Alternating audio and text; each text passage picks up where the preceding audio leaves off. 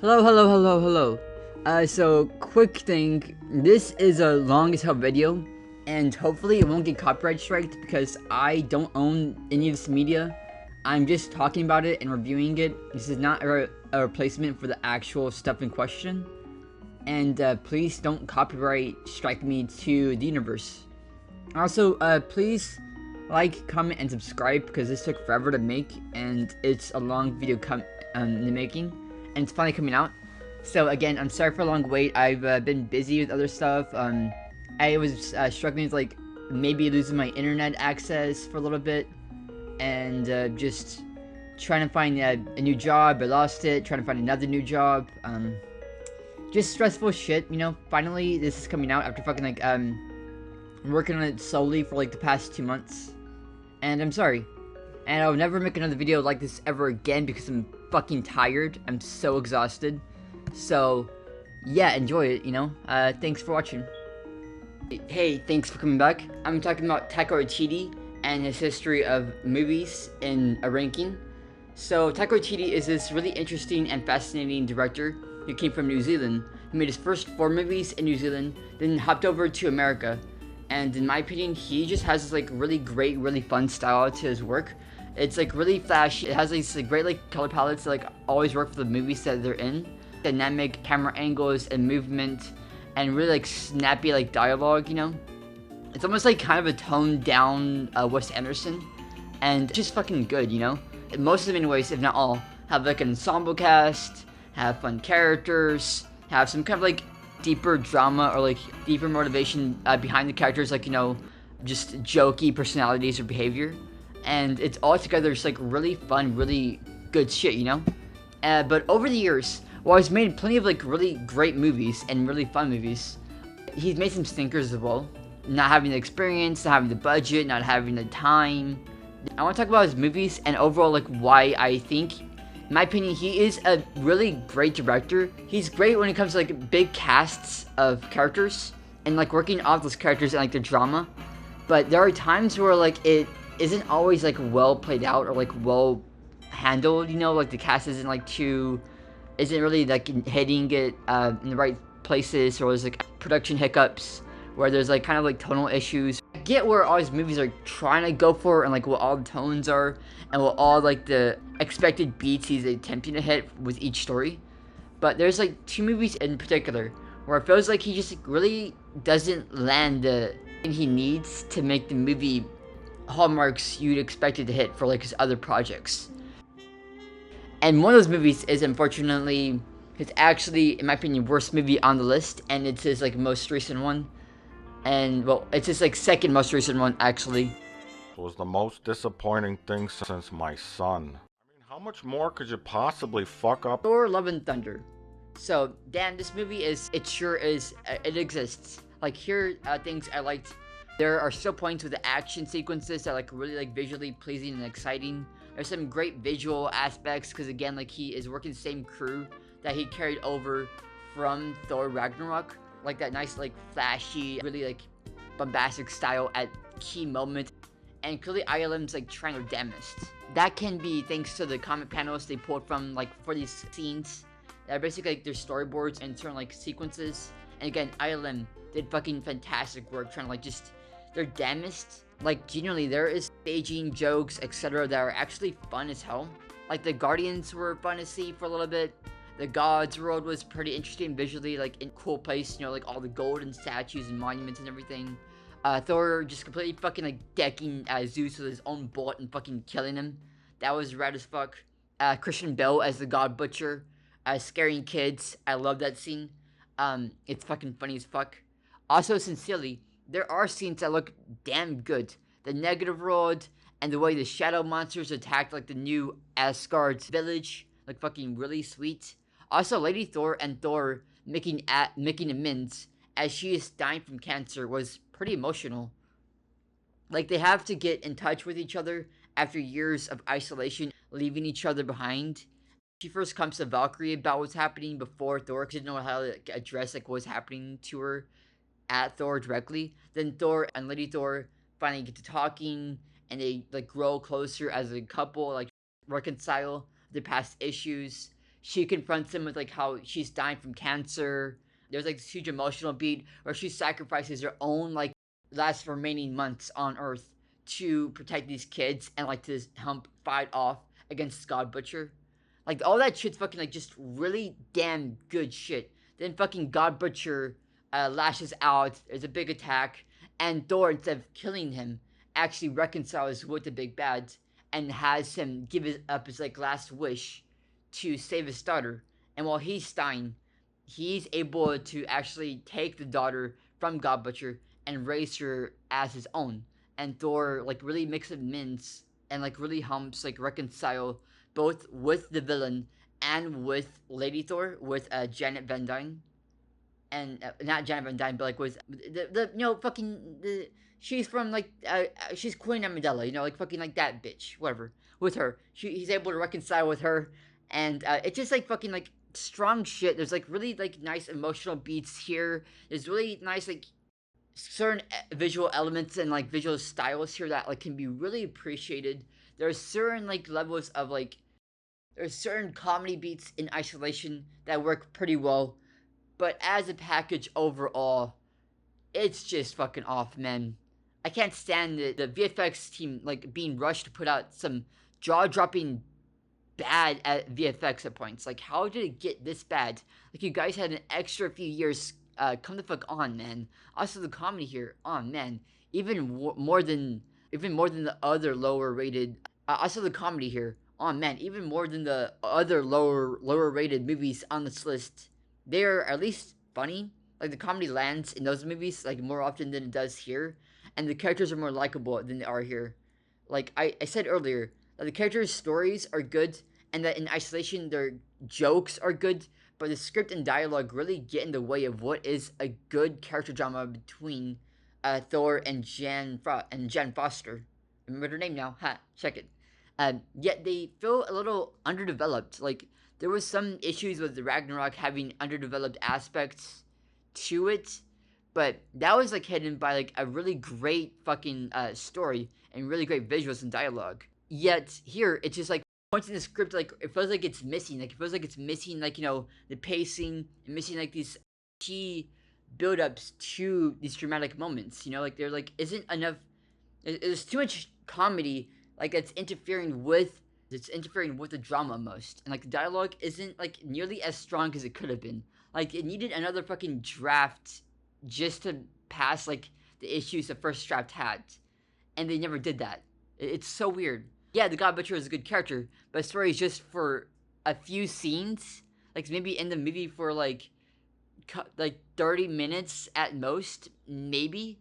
Like it doesn't leave the same impact as Helena did in her movie. We don't need that familial attachment, sure, but a compelling build-up to the finale would be nice. Like as a package, this movie goes from one scene to the next and it ends.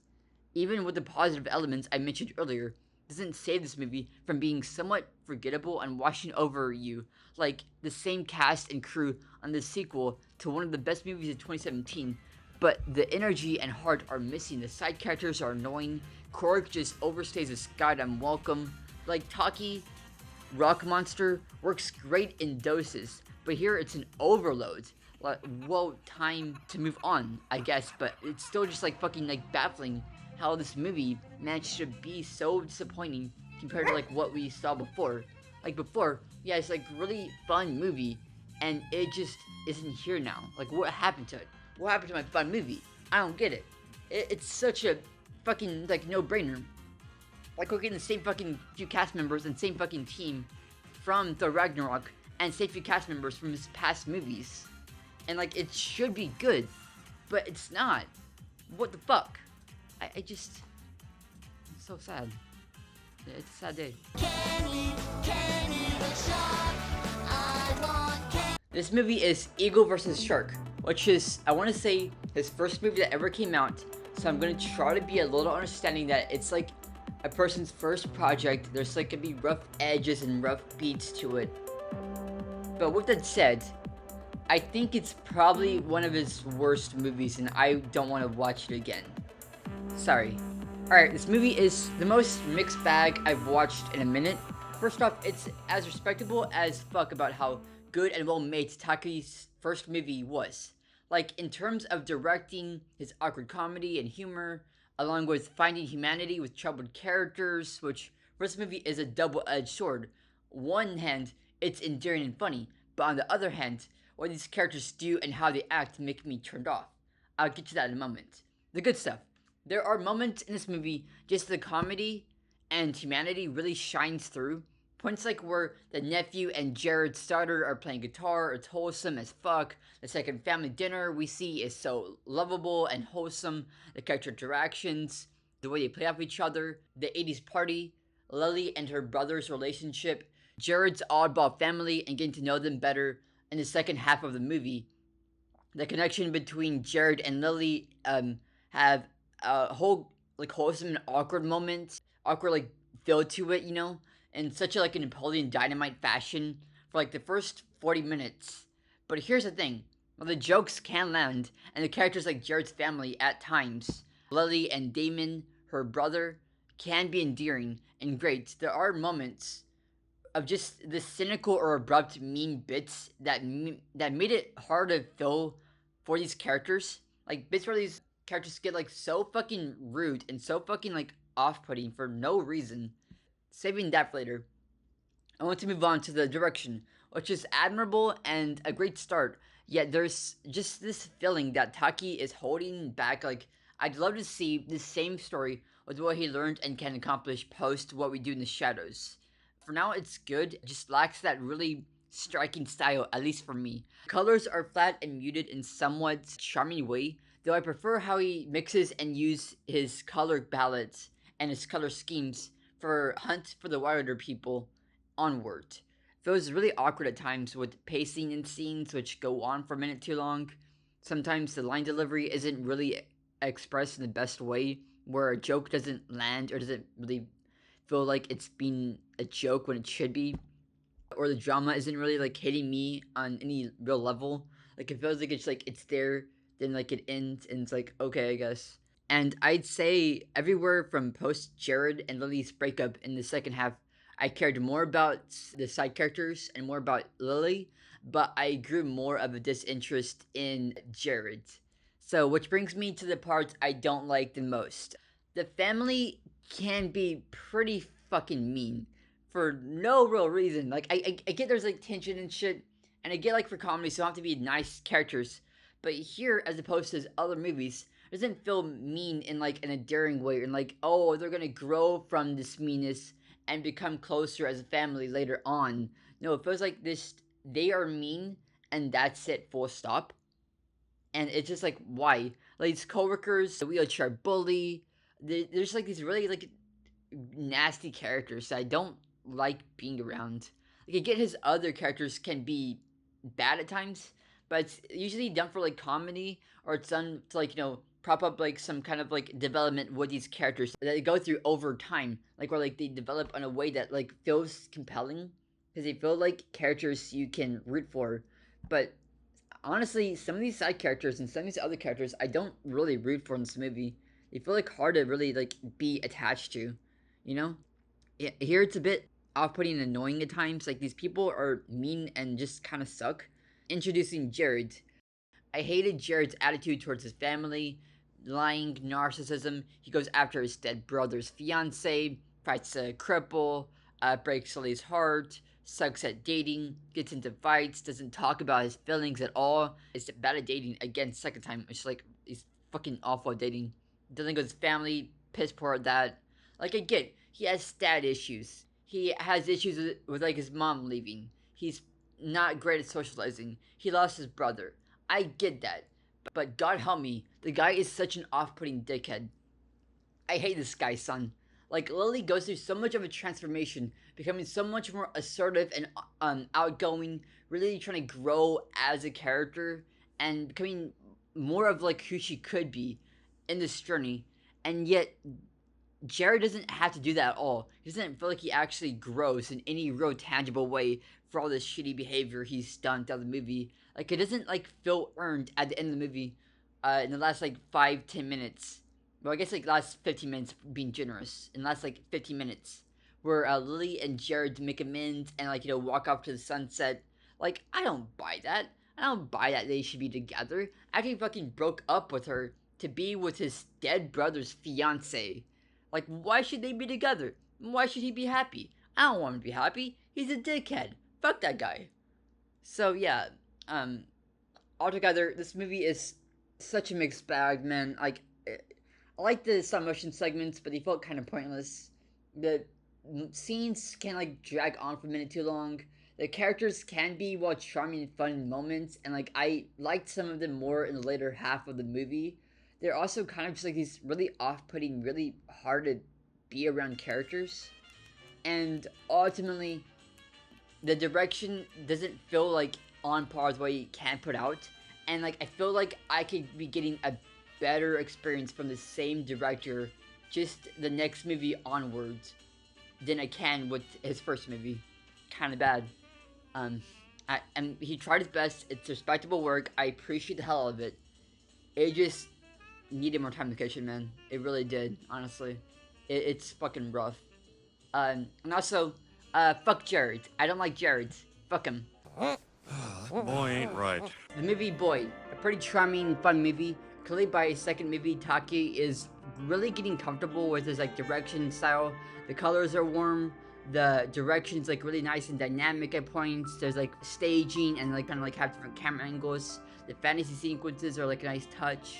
The writing, comedy, in my opinion, what makes his movies really stand out and fun are his ensemble casts, you know? And this one has like a pretty underrated but fun one, you know? We have Alamin, Boy, Boy's Bullies, a few scenes with like Aunt Gracie, Rocky, Chopa, Dynasty, and Boy's siblings and crew are just lovable characters. The only thing I do have to dock points for, which it seems like that every ensemble piece, including Taki's, has issues with, is that the whole cast doesn't always get the most attention. Like the Crazy Horse's rival gang, the other siblings outside of Rocky, and maybe his sister, Boy's friends who are charming and fun but don't have like that much character development to them. There's Boy and his bully, Chardonnay, but like it's not that deep, honestly. And there's Dynasty going through the same development that both Boy and Rocky gone through with their dads. But it's like Dynasty has maybe like a few lines in the movie at most, not much. But right now I want to talk about, in my opinion, the best aspect and true drive of the film. What was the clear focus the movie actually cared about is Alamin and the Crazy Horses coming back into Boy's life, along with the drama that surrounds it. Seeing the dad come in and being a dismissive asshole, he's so caught up on his own wants and desires of being like this huge fucking gangster that he ignores his own family, members of his crew, and the focus being on Boy. Like, you see this man who, before his wife dies, and even at points where he is in pursuit of expanding his gang and partying and finding money he buried years ago, while Boy just keeps defending him, keeps wanting to be like him. He keeps like wanting to fucking follow in his like footsteps and like try to be in his good graces. He dresses like up like him. He wears his jacket. He gets his haircut that his dad gives him. He tries to act all tough and rough. He wants to be part of this gang while his dad won't let him, but brings in his fucking bully to be part of the gang instead. He's like so desperate for his dad's approval because he wants to get back to like how things were when he was a little kid, well, a younger kid, and like he was still with his mom, and like his dad was there too. He's so desperate to get back to that point in his like life, and he can't. And his dad just keeps being so dismissive of that. Like his dad just keeps like abandoning him, and that drama that is carried out through the movie, just like seeing these characters like try to reconcile with that concept, and like seeing like finally Boy stands up for himself, goes up to his dad and says, no, this isn't right. What you're doing is not right. What you've been doing isn't right. You need to do better. You're my fucking dad. Like, I'm sick of this shit. And like finally at that point, finally that wake-up call is like where they start to become like a real tangible family, and that's like really fucking great, you know? And just like seeing these characters like develop and like change how the movie, just like seeing these like isolated moments of like the characters like hanging out or going about each other. Hell, even seeing Rocky have his like own little like side character arc with like the handicapped guy who's on the beach, and like seeing like them grow as characters too. It's like just like this simple, charming movie that isn't like that flashy or isn't like that like, you know, big or vast or like, you know, fucking like huge world-ending event or is it about like fucking Nazi Germany, or is it about like fucking, you know, like across country? But it's charming, you know. It has its own, like, you know, heart to it. It has its own charm to it. And for his second movie, I argue you should watch this over Eagle versus Shark every day of the week and twice on Sunday. But yeah, it's a solid movie. It's not too bad. It's not like the best movie ever in the fucking world, so it's not gonna be like that high on the list. But for what the movie is, what it's trying to achieve, I respect it, you know? It's a pretty solid film. You know, check it out. It's fucking fun time. Why not, you know? But yeah, with that said, it's like not that deep. It's not like, you know, that like far on the list, because there's like just better movies that are coming out later on. But for what it's worth, this movie's charming. It's like underrated. It's fun as hell. You can find it for free online right now. So fucking just like watch it. It's a good time. I got separated from my platoon after we parachuted into Dusseldorf. So I rode out the war posing as a German cabaret singer. Okay, now I can feel like the heat battering me from like all people. Like, holy shit. It's a great movie. How could you fucking like have it so low on the list? What the fuck's wrong with you? Oh god, why? And it's like, I like it, okay? I do. Jojo's Rabbit is a fucking great movie. It's charming, it's sweet, it's cute as fuck. But look, alright? All these movies after Boy are great movies. You can put them in like any fucking order and you'd be right. There'd be no argument about it. But something has to be in 5th place. I'm sorry. It just has to be this one. It has to be like in the place that this one is in right now. In 5th place. I'm sorry. I don't make the rules. It has to be that way. I mean, like, it's a great movie. I like it. Alright, don't be mad. Oh shit, son. But with that said, this movie is charming as hell. The characters feel like they have that extra depth with them that I didn't realize until like I saw the movie for a second time. 2, the point where even the Nazi assholes have this like really deep like layer and thing going on with the character. The best characters to show this with are Captain Klenzendorf and Finkel, which, it comes to think of it, they're a gay couple. I didn't realize watching this movie until I fucking read a goddamn like article about it. But apparently, Captain Klenzendorf and Finkel are actually in a relationship. In one scene, you can see clearly a pink triangle representative targeting gays in Nazi Germany on a desk. And their outfits and the fact that they're always close to each other. In the fucking pool house, they're laying on top of each other. I mean, come on. Of course they're fucking gay and they're great. I love them. Like at a camp, from the opening 20 minutes or so, Jojo blows up his face. That scene was fucking like really great and has them both like bouncing off each other in this like fun back and forth. Then we see them working side by side at the Captain Klendorf's demotion placing within Berlin, where they are coming up with like defense plans and eating breakfast together, playing along with Jojo's investigation of Jews for his book. And then they defend Berlin together in these colorful, flashy costumes. And that's just fucking like charming as hell. And again, it's so fucking obvious, like looking back at it, they're gay. Oh man, that's like just one aspect to this movie I didn't even fucking like realize before. Like, I mean, Jesus Christ. I also didn't realize that in this movie, the girl that Jojo's mom is hiding to protect her, that she's actually friends of Jojo's now long gone sister. And like, that's fucking so cool. Like, I mean, she knew Jojo back when he was a kid. I knew that part. But I didn't realize that like fucking they were basically she was basically friends with the family with Jojo before he could even really remember her that well. And just like stuff like that in this movie is fucking like so damn clever and so damn cool.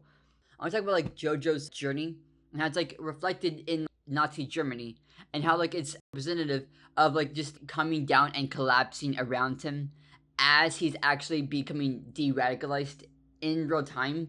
Like, that's like such a clever fucking like detail I'd never realized before. Like, it's so fucking cool. That's genius. We see public sentiment going downhill, soldiers showing up with like covered bandages, all bloody and shit, raids, Italy falling, the Allies coming in closer as Rosie and Jojo fight over the future of Germany. Rosie does her part of the resistance. Jojo and Lisa grow closer together. Rosie, Jojo's mom, dies. Freedom fighter.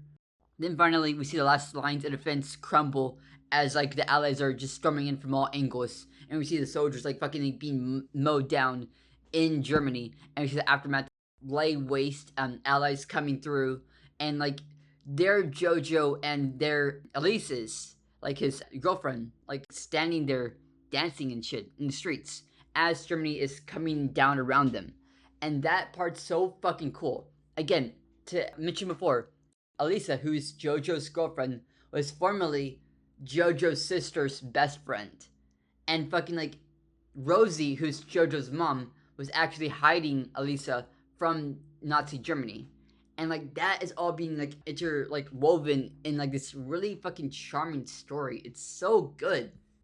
Then we have my favorite element, which is Rosie, who's this really headstrong mom of Jojo, who's like stuck in this horrifying situation where we see her try to keep Elisa safe from the Nazis and fight for Germany's future, and along with her trying to get her son back and be de-radicalized from like this Nazification.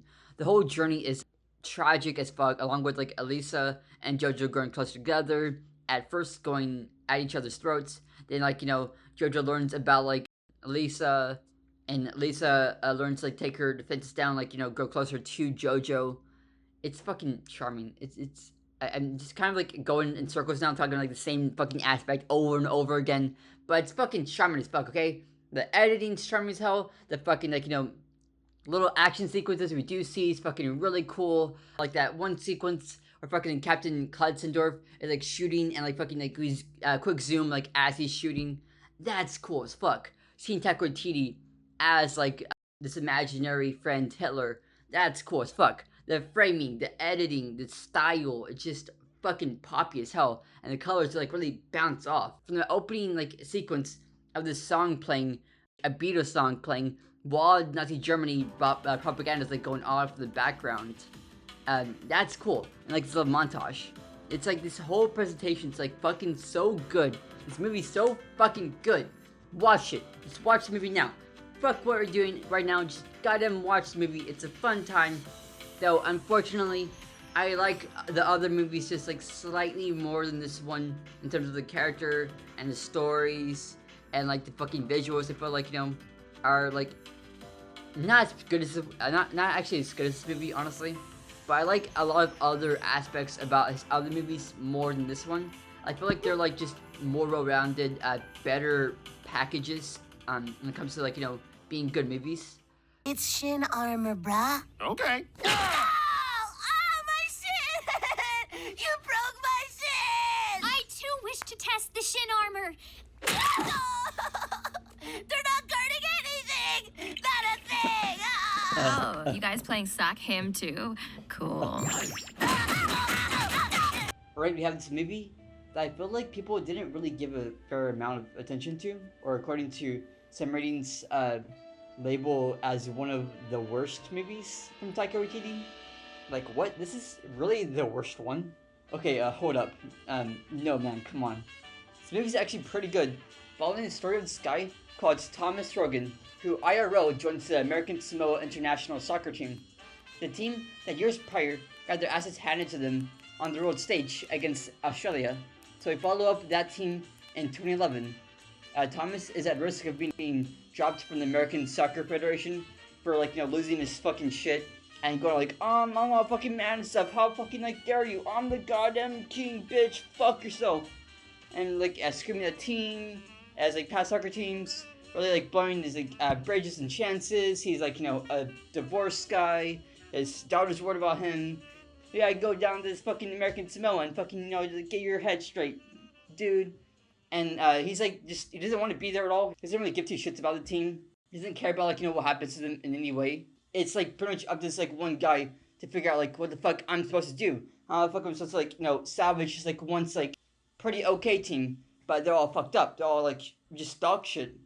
And pretty much he doesn't like really take time to understand the culture, understand like why they act the way they act. They pray at a certain time.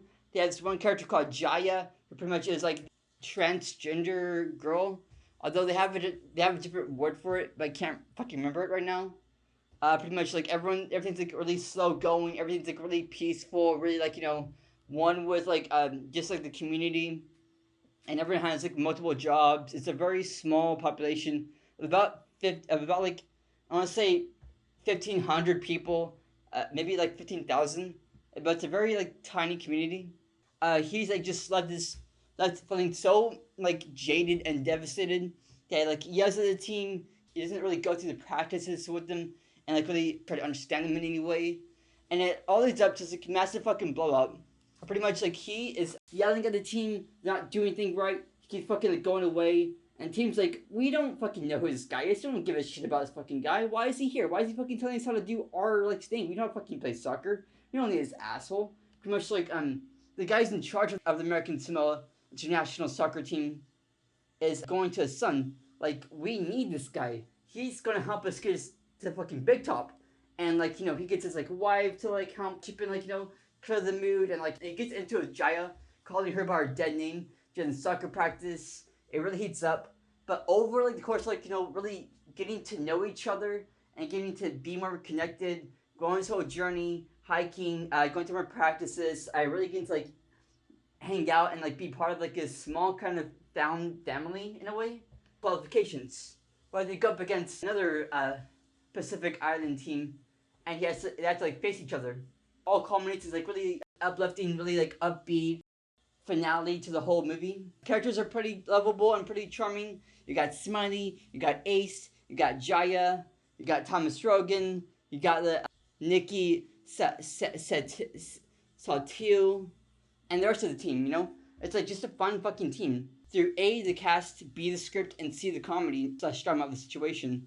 Like seeing Jaya and Thomas get closer is my favorite example of this in terms of how well all three of these like pillars of this movie come together in this really strong, really fun way. And it's like getting to know that Thomas is a father and redeeming himself not just as like a coach, but as a dad and as like a divorcee, you know? Along with Jaya proving what she already knows about herself, that she is worth it, that she is like something like deeper, more special than this, and she's like gonna move on past this island to better and bigger things. Seriously, these characters are so endearing and like charming as hell. Like, I just like them so fucking much, and it felt like their journey of self-discovery and proving themselves. This was also the first movie Taiki made since Hunt for the Wilder People to be a character-focused movie with no supernatural or like World War II backdrop or anything like that. Just like what Taiki Waiti does best. An ensemble cast with great characters, personal small stakes drama that really like matters as like one small team on this one small island. But you can like feel the passion, feel like the drama, and feel like the characters just come from that. Also, it just has like some pretty standard like snappy style to this movie. Just overall catalog of movies doesn't like really feel too flashy or out there, but it's pretty damn good, you know, in terms of cinematography. The colors look good. The music's actually really fun. I like the music probably most of all. But overall, it's not his best movie, mind you. That's why it's like lower on the list. But I'd argue in terms of like the character, the personal drama, just like how colorful the whole movie is, how they like feels like Taika Waititi's going back to basics after having to deal with so many big budget movies, and after dealing with like the flop of like Thor: Love and Thunder, seeing him go back to like more basic, more like a personal, dramatic, character-driven story, it felt rewarding, honestly. After watching like all his movies in a row, back to back in a marathon, I really liked seeing how this kind of like felt a closure. Like it felt like it was going back to Boy 2010 or Shark vs. Eagle, and that's pretty fucking cool to me, you know? It's not a bad movie. It's pretty damn good. Give it another watch. I don't know. I fucking like it. What's everyone's problem? I'm glad we're stranded. It'll be just like the Swiss Family Robinson, only with more cursing. We're gonna live like kings. Damn hell-ass kings! Alright, next up, we got Hunt for the Wilder People. It's such a great movie and has such a fun like feel and style to it. Like, it's so damn good. See, the real heart of this movie is the strongest asset between Randall from Deadpool 2 and Uncle Heck, who have this strong bond as they flee from the coppers after Randall from Deadpool 2 burned down the old man's log cabin and post Uncle Heck's wife KOing. I should probably actually explain like what the fuck this movie's about first. But before I get to that, I gotta say this. This is the first movie where Taika Waititi's visual style and direction, color, staging, it all comes together from the cutaways and flashbacks over narration, the characters, the dialogue, the great balance between comedy and humanity filled drama. Like, it's both so in line with his larger body of work, and also like so much like of what just makes his movie so personal and so lovable and so engaging to begin with. And it's all done in such a really well constructed, really well performed way. Not just the big action sequences like the one where like he puts his guns up to the guy and it's like fucking going all, oh, you're a pedo, you're a pedo. And it's like, no, I'm not a pedo, fucking shut up. Or like where they have the whole fucking massive chase in the end of the movie. Not spoilers, by the way, BTW. But like in the smaller moments, so like you just see these characters hunt for a fish. You see these characters camp out. You see Randall cut back to like, his life before he met the family. You cut from straight from like Uncle Hex's wife dying to the funeral. Just this cold kind of like darkness go over these characters, while also having this like levity and this like comedy shining through with the shows, with the social worker, with of course Hunter's trying to get Uncle Heck and Randall for the money, for the reward money, obviously. Of course, the pastor, which is naturally being played by Taiki Waiti, who could have guessed it. Of course, he's playing the guy there. Overall, like, it's just fucking so, like, well performed and so well, like, staged and put together in such a meaningful and such, like, a deeper way that it's appreciated, I feel like this is really the big culmination of, like, where he started out with Eagle vs. Shark to where he is today with his new movies. And this is the first movie where that like all comes together in like such a huge definable way. First 3 movies, it like still felt like the same guy, but felt like it was growing pains. It felt like it was like slowly building up to his style, to his comedy, to his like how he handles the script, how he handles a big cast of characters. All felt like it was really culminating to this moment. Like this was his own personal Avengers Infinity War built up to this movie. And then, like, all fucking feels so damn good and so satisfying to see it happen, like, in real time while you're watching these movies in a row, I love this movie. Well, I love his, like, ensemble pieces a lot, but when he really wants to, he can make a duo movie of, like, just a pair fucking going on adventures and shit, and, like, it really fucking work. Forged between Randall from Deadpool 2 and is dropped off by protection services, or he's clearly a troublemaker, he's a bad egg, but still this well-meaning, funny kid. What he means is like new aunt and uncle. Unfortunately, on his birthday, after he's given a puppy, the aunt dies. So child protection services come by and are like, hey, we're here to get Randall. Time to fucking go. And Uncle Heck's like, okay, bye, Randall. I'm fucking going out to the woods. Peace. Randall from Deadpool 2 is like, you know what? Fuck this shit. I'm done with this fucking whole goddamn thing. Not going back to juvie. Not going back to fucking, like, foster care. So he runs out first. He burns down the fucking barn by accident. And he, like, fucking bounces. He basically walks off into the woods. Gets lost. Uncle Heck comes and gets him. They start going back. Uncle Heck breaks his leg. He has to, sit around and, like, be taken care of by Randall for a little bit. They have to bandage up his wound. Get some food here and there. Hang out. And they stumble across information that reveal that he is being hunted by the cops. Like, Uncle Heck is on the fucking run, basically, now, because he is being wanted for abduction and pedophilia. And that's like, oh, fuck, dog, shit. So he's fucking like, you can go, I'm fucking bouncing. And Randall's like, you know what, I don't want to fucking go to juvie. Screw that, we're a team. So they fucking go wander around a little bit, bond a little bit, fight off some hunters who try to, like, kidnap them for the reward money. Do some, like, bonding of, like, trying to, like, survive the elements, going past rivers, fighting a massive fucking boar, where unfortunately Uncle Heck's dog dies. And that's a fucking huge emotional point. And then it's like, okay, you, Randall, have to fucking go get some help, because, like, we have to take care of this, like, a guy dying in this cabin. And he goes, does that, he hangs out for a little bit, passes out on this girl's couch. So he went back to Uncle Heck after talking to the police, and then they started chasing after them, and then this huge, massive chase sequence. It's like probably the best sequence of the movie in terms of like the visual action behind it. So the movie ends. I recommend watch this movie. It's really fun. It's hilarious as hell. It's really well made. If it wasn't for the next 2 movies on the list, I'd say it's probably my personal favorite.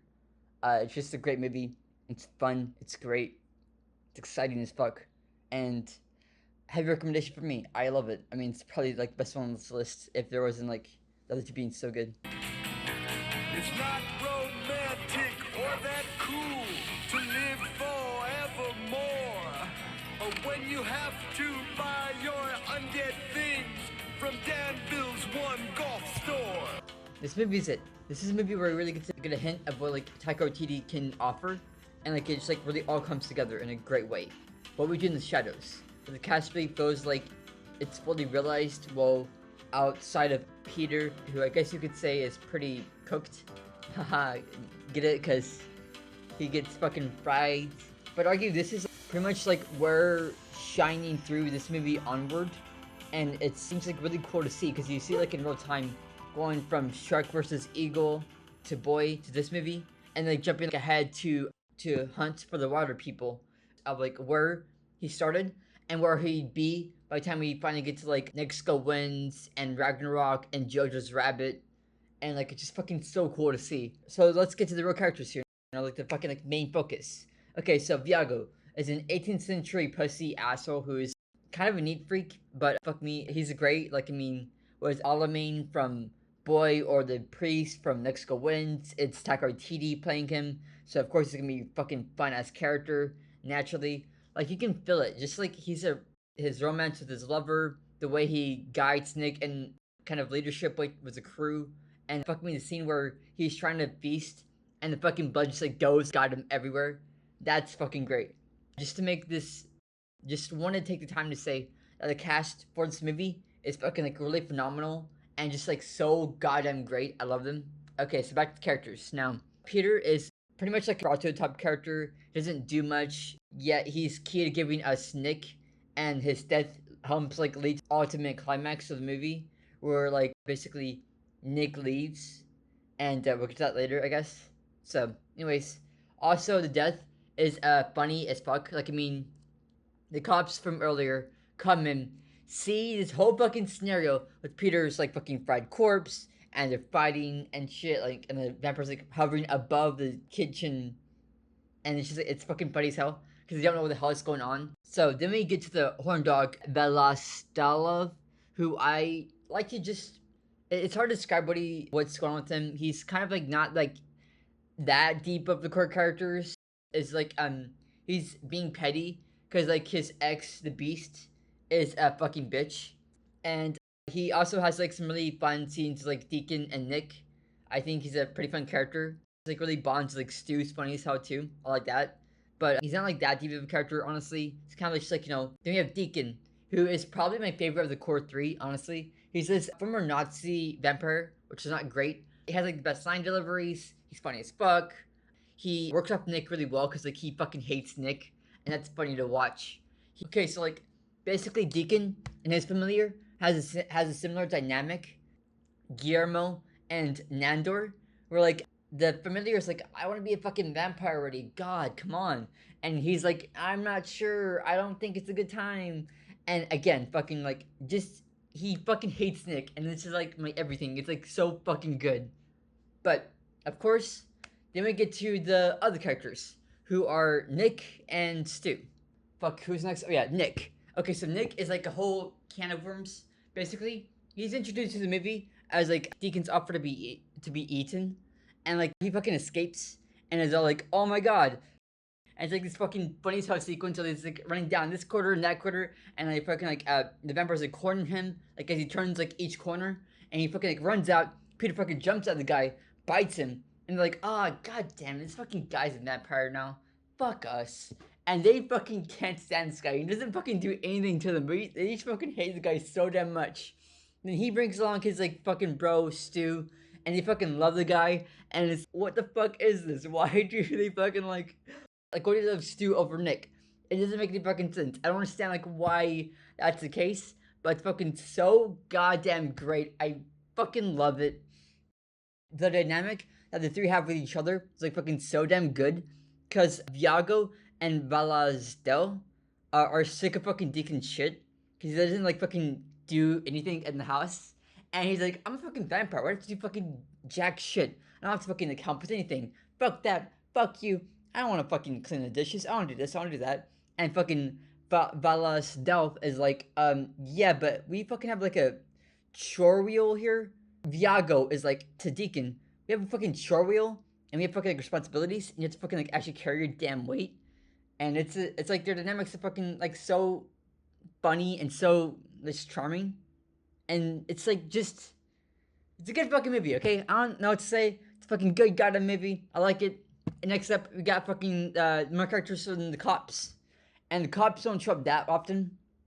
But when they do, it's pretty fucking funny. It's good goddamn shit. One time, they fucking come close to like find out like who the vampires are, and like it's like fucking a big deal. And the second time, it's like during the aforementioned Peter death scene, and they fucking come walking in because of like noise complaints. And that scene, as I said before, is fucking like a comedic masterpiece. It's fucking so damn good, such good shit. It's the werewolves, and the werewolf pack shows up in 2 scenes, kind of 3. The first scene, they and the vampires fucking like get into a bit of a tussle, go like hey, or just fucking like argue against somebody, like fight. And they go like, hey, I don't fucking like you. I don't like you either. Go fuck yourself. No, you go fuck yourself. Fuck off. And they fucking go separate ways. But the second time, after the fucking big party that happens, they fucking totally go apeshit on the vampires and fucking almost kill them all, practically. It's fucking insane. It's like the darkest the movie ever fucking gets. Like, it's fucking wild. Camera crew members die. Vampires run off, like, fucking practically all dying, almost. And of course, we lose Stu. Oh my god, fucking Stu's dead. We stood up for him at the vampire party to keep him from fucking, getting eaten alive and dying at a vampire party. And like fucking there's Stu is. There's our like grave for him because he's like been shredded to pieces. But turns out comes fucking walking back in at the very end of the movie, and guess what? He's goddamn alive, son, and he didn't fucking die. I mean, he got turned to fucking werewolf, and like it's just fucking so goddamn chef's kiss. Good movie, good shit, fucking love it. Oh my god. Oh fuck, the story, right? So the story is kind of like, oh god, the story. It's like basically it's like fucking follows guys trying and kind of in a way failing to get prey to eat on, to feast, to go as they go about their business and day, teach Nick how to be a vampire, following their bromance with Stu. Then eventually Nick has a falling out with the vampires and is like, fucking we're done, but Stu can stay because Stu is fucking really cool. So cut to the party, and they're all invited, and fucking sure like Nick bites Deacon's familiar, and he's like so mad about that. He's like fucking really upset. You fucking bit her, and like she's my fucking like assistant. What the hell, man? They have a big fight about that, and of course the vampires almost find out like fucking just like regular guy, and they want to fucking eat him. The vampires like fucking all like come to his defense and say like, hey, hell no you aren't. Fuck off. And fucking steers the balls ass motherfucker comes running in and stabs one of the vampires in the fucking back with a stake and saves the day. And of course, another key piece kind of is with the character of Valistov, who actually gets back together with Beast, and he's kind of like nearly killing himself because he didn't want to fucking eat any people. Because he's like upset about Beast being at the party. And that all leads to like the big finale. Werewolves, big attack. Werewolves and vampires attacking. Werewolves almost kill vampires. Stu becomes a werewolf. Good stuff. Funny shit. Good fucking stuff. Love it. Love to see it. And of course, how can you fucking forget the goddamn mockumentary style? Which is so fucking cool to see. And again, it's been done before. You could fucking like say like, oh, he's like gone from like real proper indie movies and like already done before horror comedy thing, but the style works out fairly well with the mockumentary bent to it, especially towards the end with the werewolf attack on the vampires. So it's like the camera's like moving around a bit, kind of focus on like the werewolves attacking the vampires too much, so you don't get to like really see the bad effects. For a cheap movie like this, it works out fairly well. And again, you get to like know more about the characters' personalities with like these little like interview segments, which help a lot, goes a long way. And ultimately, I like the movie, The characters are fun, comedy's great, the fucking effects when they are there, not too off or too bad, because like the camera like, documentary style comes to that a lot. And again, It's fucking just like a main highlight of this whole fucking marathon. It's fucking really damn funny. And I didn't talk about the lore too much because like that's like more of like the show's department. But I gotta say, like, I recommend the show a lot because it's really damn great and really explores the lore even further than what the movie could do. And ultimately, both are fucking fantastic. The movie is great. Watch it. Watch it now. Fucking go. Stop watching this and watch the movie. It's fucking really funny. Go. Go now. Go. Fucking just do it. Just fucking do it. So yeah. It's a good time. I spoiled it. Sorry for you. But, I mean, that's like kind of the deal of this whole thing. It's gonna be spoilers. Grr, we're here! We're finally here! This movie is like a fucking heavy metal cover coming to life. It's so fucking awesome and rad. Like, god damn it. I mean, it's like, I really tried to find any other movie he made, but fuck it, I couldn't. The action is so rad and it's so fucking cool, and it's the best when he's fucking made. I mean, from that opening sequence, there's like this really high octane action, and how striking and stimulating the fucking cinematography is in it, to the very closing sequence, the undead army of Helena versus Thor, Loki, Valkyrie, and other Asgardians and other gladiators from like fucking Sakaar clashing in this visually batshit scene. Following the camera along as forces beat and strike each other, the escape from Sakaar, the gladiator fight scene, Helena wiping the floor with Asgardian army. Then there's like the cast, you can't beat them, tied with great performances, dialogue, and how the story really plays out. Like with Taiki Waiti is like funny as fuck as Quirk. Like this is the one time where actually like works as Quirk was his character. Where it's like felt too fucking like overbearing or too fucking like just jarring and like off-putting, like how fucking excessive he is as an actor in that role. And there's fucking like Grandmaster. He's the guy, Jeff Goldblum, the fucking funny Jurassic Park man, haha. But he's in this movie too, and he's fucking just as great as everybody else. I mean, he's fucking just really damn cool and really damn fucking funny and epic, and it's the whole goddamn sequence. It's just so elegant, so well put together. It's like so fucking awesome. I mean, fucking breaking down one little scene in particular, I think is really selling to the point of like how funny this movie is as a feature, and that's a fucking like whole little show he puts on when he like is taking the role as Odin supposedly, and it's like this whole reenactment of him dying against the dark elves, and he's like, oh my god, I'm so dying, and I'm sad and shit, and it's like just it's so poorly acted, but it's just fucking good. It's funny shit, and it's just so well timed and so well formed in like capturing that moment, but a comedic twist. And that's the whole movie. The whole movie can like do that fucking seamlessly, you know? Go from like really dramatic, really poignant moments of like really strong character building to like really funny, just hilarious moments or like really intense action sequences, you know? At the drop of a dime, it's fucking so damn good. Going from Thor and Hulk talking about how he just lost himself in like his whole Hulk mindset and like he couldn't like break out of that vicious dark spiral, to like this whole sequence where he's fighting with Thor on the plane ride over there, and like fucking Valkyrie's on there and Loki's there, and Loki's like fucking like, I'm gonna try to fucking mess with this guy, but nothing happens while he's doing it, and it's just really fucking great. It's so damn good. I mean, like, shit, it's Helena and fucking Thor meeting for the first time, and like fucking Thor throws the hammer and she just shatters it in her hand. Like, I knew the sequence was gonna happen. By the time like it built to that point in the movie, it was like fucking still so damn cool. I mean, the whole movie is like that. It's so fucking fun. It's just a good goddamn movie. I mean, the rest of the cast again: Kate Blanchett, Carl Urban, Chris Hemsworth, Jeff Goldblum, Tessa Thompson. All of them are so fucking good. They're so funny. They're so damn elegant.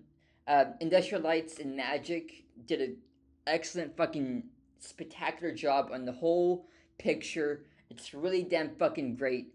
And like this, the whole overall story. Okay, so it goes like this. Basically, Thor and Loki watch Odin die.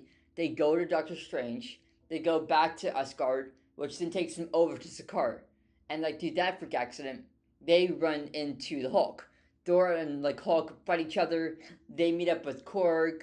They break out with Valkyrie, go over to fight Helena with the fucking huge army that he meets over in the car of like the abandoned little gladiator dudes. They come over to hump and fight. Then like fucking like Asgardians try to defend their whole town. They can't. They get swept out their damn feet. And like, dude, what's the guy's name who fucking is like the key master or whatever? Like the guy manages like the fucking like Rainbow Bridge. He protects the fucking Asgard, plays as best he can. He fucking eats shit. He dies. And like they fucking the whole army is like swiped off. It's like just over. But then fucking Thor and Valkyrie and Bruce come in with a fucking like massive army. There's this huge fucking ending fight scene. It's epic. It's awesome. They get their asses wiped. Then Helena and Ragnarok, like the fucking like embodiment of the fire guy Thor fights at the beginning of the movie, they get into a massive, huge fight. It wipes out the whole fucking thing of Asgard. Then the ending of this movie opens up to fucking like the beginning of Infinity War, where goddamn Loki dies. It's just, it's so cool. It's so fucking cool. I love this movie. It's so great. I mean, just like watch it for the whole thing, but it doesn't matter because it's still like really fucking awesome and really damn cool. And actually like mix like the CGI characters, like the practical stuff, in like a way it's like not too jarring or distracting. Because unlike the fourth movie, with the third movie, they could actually like have time to breathe and to make a good picture, which is like what you should do for a movie, and make a good movie, and like the people who make the good movie do their job, you know. Marvel, please let them do that. Like, fucking thank you. But again, ultimately, this movie's fucking great. I like the whole MCU as an entire package, but this movie on its own is like just really fucking fun. It's a good time. I see that people fucking loved it so much when it came out, and I wish I could have seen it when it came out, but I was a dirt poor 17-year-old, so I mean, that wouldn't happen. But still, as of now, this is fucking cool. This is goddamn rad shit. I love it. It's fucking awesome. So, you know, that's my hot take, my whole fucking opinion, the entire project, and yeah, I recommend it. It's a good movie. Anyways, thank you for your time, and have a good one, you know? Please like, comment, subscribe. Thank you for watching this like massive fucking video. Sorry it took fucking ages to put together, but I've done like a lot of like life stuff and like kind of just depression and like just trying to find a job. All of like fucking last month, my internet kept like cutting out, so I couldn't like, you know, actually use my laptop with the internet to like, you know, make this stuff for you guys. So that was depressing, and it just took forever to fucking make this thing, you know. It's supposed to come out back in like fucking June. Now it's August, and it's like, god fucking, it just sucks, you know. And like I think I want to take a break from like a bigger project. I think I'm gonna take a break from like another big project I was working on beforehand, which about like, you know, about Danger Mouse from Britain. I think I want to take like a short break from that actually, and work on something like smaller. Probably just like a little like just small thing for me personally, just like, you know, get back in the groove of like making videos again, and like hopefully like get more reliable internet so I can actually like, you know, make these videos faster for you guys on YouTube and shit. But thank you for the support. Thank you for like all the people out there watching my videos. It really means a whole damn lot. I hope you like this like big video. I might never make a video this big ever again because I'm fucking tired. This is like 60 minutes of, this is 60 minutes long, you know. That's the longest I've ever made any video in my history of anything ever. So yeah, that's a lot of fucking work. I'm tired. That's a lot of fucking editing. I don't know what to do anymore. I'm never doing that again. That was a big fucking mistake, I tell you that much. I'm exhausted.